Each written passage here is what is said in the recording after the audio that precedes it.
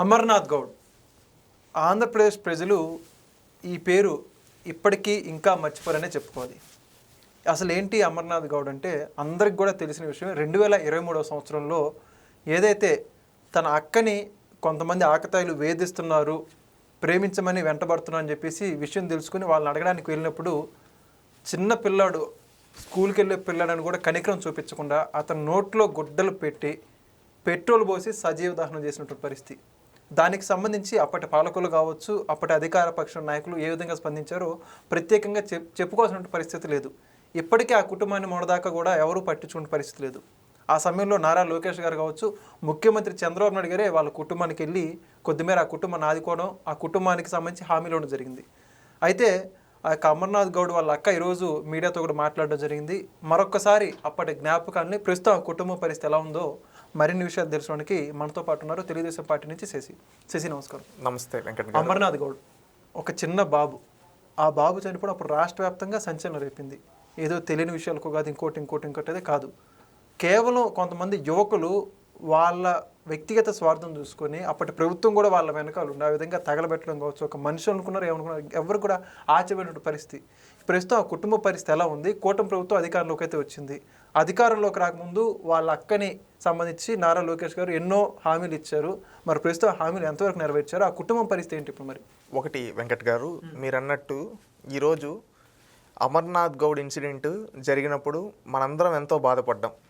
ఈ రాష్ట్రంలో ఆ రోజున్న పరిస్థితుల్లో 2023 జూన్లో లా అండ్ ఆర్డర్ అనేది లేదు అనడానికి ఇది ఒక నిదర్శనం. ఎందుకంటే సమాజంలో ఒక ఆడబిడ్డని ఏడిపిస్తూ ఉంటే వాళ్ళ తమ్ముడెళ్ళు మా అక్కని ఏడిపియద్దు అంటే ఒక జగన్మోహన్ రెడ్డి సామాజిక వర్గానికి సంబంధించిన వ్యక్తి, జగన్మోహన్ రెడ్డి పార్టీకి సంబంధించిన వ్యక్తి ఏం పీకుతారా మీరు అని ఆ పిల్లవాడిని సజీవ దహనం చేశారు. అంటే అది నిజంగా ఈరోజు అది తలుచుకున్నప్పుడు గుండె బరువెక్కుతుంది. ఎందుకంటే ఒక పిల్లవాడనే వ్యక్తి, ఇంటికి వారసుడనే వ్యక్తి, అతను ఆ కుటుంబాన్ని నిలబెడతాడని ఆ తల్లిదండ్రులు ఎన్నో ఆశ. అతను ఏదో మీరు వాళ్ళ వ్యక్తిగత విషయాల్లోకి వెళ్ళి తలదూర్చారు. వీళ్ళ అక్కని ఏడిపిస్తుంటే ఒక తమ్ముడుగా పోరాడాడు. ఇప్పుడు ఎవరైనా కానీ మన అక్కనో మన చెల్లెనో ఎవరైనా ఏడిపిస్తుంటే మనం ఏం చేస్తాం? పోరాడతాం. ఇది తప్పు అని ఆ విధంగా చేసి అడిగితే ఈ జగన్మోహన్ రెడ్డి సామాజిక వర్గానికి సంబంధించిన వ్యక్తి, జగన్మోహన్ రెడ్డి సొంత సామాజిక వర్గానికి సంబంధించిన వ్యక్తి, జగన్మోహన్ రెడ్డి పార్టీకి సంబంధించిన వ్యక్తి ఒక గౌడ బిడ్డను, బీసీ బిడ్డను గొంతు కోశాడు. ఎందుకంటే నేను ఇక్కడ మాట్లాడేది పెత్తందారి మనస్తత్వం జగన్మోహన్ రెడ్డి పార్టీలో, గొడ్డలి పార్టీలో ఉండే ఆలోచనలు ఎలా ఉంటాయో అని చెప్పడం కోసం నేను పదే చెప్తున్నాను. జగన్మోహన్ రెడ్డి దగ్గరుండే కొంతమంది గొడ్డల పార్టీ నేతల యొక్క ఆలోచనలు ఎలా ఉంటాయంటే, అంటే ఎవరైనా సరేలే వద్దులే ఇది మానుకోవాలనుకోవాలి, కానీ మానుకోకుండా ఆ బీసీ బిడ్డని సజీవ దహనం చేశారు. ఆ రోజు ఒక బీసీకి న్యాయం చేయలేకపోయాడు జగన్మోహన్ రెడ్డి. ఆ రోజే చెప్పారు, కూటమి ప్రభుత్వం రాకముందే ఆ రోజే చంద్రబాబు నాయుడు గారు కూడా అప్పటికి అరెస్ట్ కూడా కాలేదు. అప్పుడు ఈ ఇన్సిడెంట్ జరిగిన వెంటనే చంద్రబాబు నాయుడు గారు చెప్పడం జరిగింది, ఈ పాపని నేను దత్తత తీసుకుంటా, నేను చదివిపిస్తా అని మాట ఇచ్చారు. ఆ పాపని ఈరోజు చదివిపిస్తూ ఉన్నాం. ఈరోజు ఎన్టీఆర్ మోడల్ స్కూల్ ద్వారా ఆ పాపని చదివిపిస్తూ ఈరోజు ఆ పాపకి చదువుకు సంబంధించిన అన్ని దగ్గరుండి తెలుగుదేశం పార్టీ చూసుకుంటూ ఉంది. ఎందుకంటే ఒక బీసీ బిడ్డకి ఈరోజు ఆ కేసు విషయంలో కూడా నిందితులందరినీ విచారించడం జరిగింది. హైకోర్టు న్యాయవాదిని ఆ కేసుకు సలహాదారులుగా నియమించడం జరిగింది. ఇప్పుడు రేపు మళ్ళీ 22వ తేదీ కూడా ఆ కేసు ట్రయల్ కోర్టులో మళ్ళీ విచారణకు రాబోతూ ఉంది. అధికారం వచ్చి 2 సంవత్సరాలు గడుస్తుంటే ఇంకా ఆ విధంగా ఒకటి, ఈ కేసుని గతంలో ఉన్న పాలకులు కనీసం పట్టించుకోకుండా గాలి కొదిలేశారు. ఈ ప్రభుత్వం ఇప్పుడు సాక్షులను ఒక్కొక్కటి విచారిస్తూ ఈరోజు జరుగుతుంది. దాంట్లో 22 మంది వరకు ప్రాసిక్యూట్ చేసి వాళ్ళందరినీ విచారించడం జరిగింది. విచారించి దాని కేసుని న్యాయస్థానాల ముందు పెట్టడం జరిగింది. ఈరోజు ప్రభుత్వం తరపున నుంచి ఏం చేయగలుగుతాం? ఒక ప్రత్యేక న్యాయవాదిని న్యాయ సలహాదారులుగా ప్రభుత్వం తరపున నియమించడం జరిగింది. ఆ కేసుకు సంబంధించి అందరినీ ప్రాసిక్యూట్ చేయడానికి, ఎవరైతే విచారించడానికి పూర్తిగా ప్రభుత్వాన్ని సహకరించింది. 2 ఏళ్ళు అవుతూ ఉందంటే ఇప్పుడు మన దేశంలో మీకు న్యాయ వ్యవస్థ గురించి తెలుసు. ప్రత్యేకంగా నేను గతంలో జగన్మోహన్ రెడ్డి గాలి కొదిలేసిన కేసుని ఈరోజు బాధ్యతగా తీసుకొని చేస్తూ ఉన్నాం. ఇంకొకటి ఏంటంటే చనిపోయిన బిడ్డను తీసుకొని రాలేం మనం. ఎందుకంటే అందుకని వాళ్ళ అక్కడిని చదివిపిస్తూ ఆ కుటుంబానికి అన్ని విధాలుగా వాళ్ళకి ఇల్లు కట్టిస్తాం. దానికి సంబంధించి కూడా కార్యక్రమాలు చేస్తూ ఈ విధంగా వాళ్ళకి చదువు కావాల్సినటువన్నీ చేయిస్తూ ఈరోజు అండగా నిలబడుతూ ఉన్నాం. ఇది మా బాధ్యత.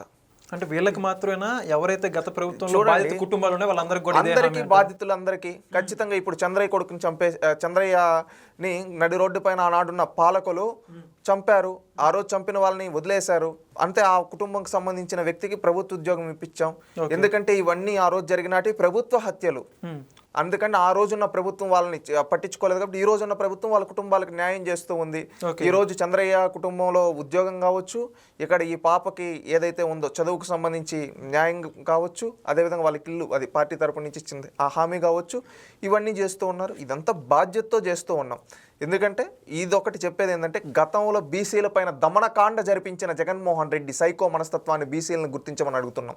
ఈరోజు కులాల మధ్య చిచ్చులు పెట్టాలనుకునే జగన్మోహన్ రెడ్డి, సజ్జల రామకృష్ణారెడ్డి, పెదిరెడ్డి రామచంద్రారెడ్డి, చెవిరెడ్డి భాస్కర్ రెడ్డి, పెదిరెడ్డి మిథున్ రెడ్డి, వైవి సుబ్బారెడ్డి, వీళ్ళంతా ఒకప్పుడు మనం చూస్తే కమలాపురంలో రవీంద్ర రెడ్డి, వీళ్ళందరూ ఒక సమూహంగా చేరి నాడు బీసీల పైన దమనకాండ జరిపించారు.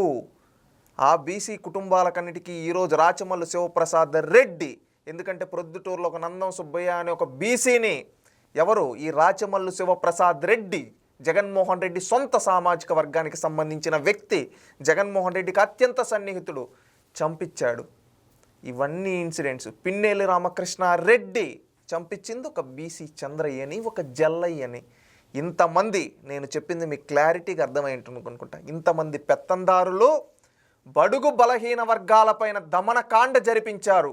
అందుకే ఈరోజు బీసీలంతా అంటూ ఉన్నారు, వైసీపీని మా ఓటుతో అంతం చేశాం, రేపు భవిష్యత్తులో మళ్ళీ వాళ్ళని రానియకుండా మా ఓటుతో మళ్ళీ బుద్ధి చెప్తాం. ఎందుకంటే నాడు బీసీల పైన దమనకాండ జరిపించి మా బీసీల ప్రాణాలు, మా యాదవుల్ని, మా గౌడుల్ని చంపిన జగన్మోహన్ రెడ్డిని భవిష్యత్తులో రానివి. ఎందుకంటే జగన్మోహన్ రెడ్డి ఆనాడు మా వాళ్ళని చంపితే ఈ ప్రభుత్వం మాకు ఉద్యోగాలు ఇచ్చి మమ్మల్ని పైకి తీసుకొని వస్తూ అండగా నిలబడుతుంది. అందుకే మా బీసీలంతా తెలుగుదేశంతో కూటమితో ఉంటాం.